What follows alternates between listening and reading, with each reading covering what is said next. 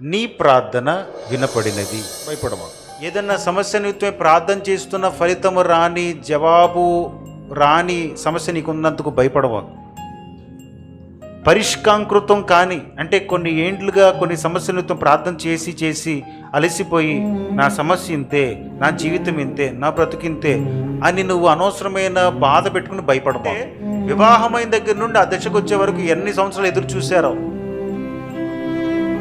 ఎన్ని సంవత్సరాలు ఎదురు చూస్తూనే ఉన్నారు, కానీ భక్తిని మాత్రం కోల్పోవట్లేదు.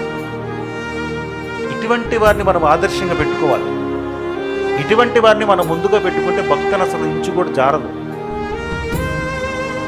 పడి లేచి ఏదో చిన్న చిన్న పొడి మాటలు చెప్పి, భక్తి విషయంలో పైపే మాటలు చెప్పి, అలా ఫలానా నాకు ఇలా ప్రార్థన చేసుకోవడం వల్ల నాకు ఇలా ఆశీర్వాదం దొరికిందని చెప్పి టక్కన ఏదైనా సమస్య రాగానే ఒక్క తుఫానికి చెట్టు వేరులతో సహా పడిపోయినట్టు అలా పడిపోయిన వాళ్ళ దగ్గర అసలు సాక్షి జీవితం ఉండదు. ఏదైనా బ్రతకటానికి ఏదైనా తీసుకుందామన్న చిరునామా ఉండదు వారి దగ్గర.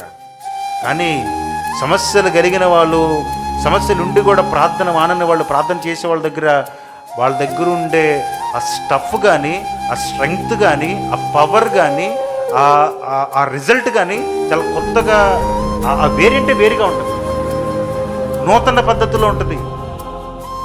వాళ్ళు ఏంటంటే ప్రతిరోజు వాక్యం విన్న తర్వాత ట్రాన్స్ఫార్మ్ అవుతూ ఉంటారు. వాళ్ళు గుర్తుపెట్టుకో, నువ్వెంత త్రాగినా, నువ్వెంత తిరిగినా, ఎంత పాపం చేస్తున్నా, నీకంటూ దేవుడు వాక్యం వినిపిస్తున్నాడు, నీ కొరకు ఎవరో ప్రార్థన చేస్తున్నారు ఆల్రెడీ. గుర్తుపెట్టుకో, లోబడకపోవడం నీ ఇష్టం, మళ్ళీ దేవుడు నీ దగ్గర వదిలేశాడు. లోబడితే మంచి భవిష్యత్తు ఉంటుంది, లోబడకపోతే అది నా నోటితో నువ్వు చెప్పకూడదు. ఏ కీడు రాకుండా నాకు తప్పించు ప్రభా, భద్రత దయచే ప్రభా, నువ్వు ప్రార్థన చేసుకుంటున్నావు, కానీ సేవకు మందిరం దూరం అయిపోతున్నావు. అది నీకు కీడుగా ఎంచబడట్లేదా? ఏమిటి నీ ఆధ్యాత్మిక పరిపక్వత? దూరంగా బ్రతకటం, వ్యతిరేకంగా బ్రతకటం, ఏమంతా ఆయుష్ను పోసుకుంటున్నావు నువ్వు. లోపము దిద్దుకోమని చెప్తున్నప్పుడు కోపం వస్తున్న నీకు అది కీడు కాదా?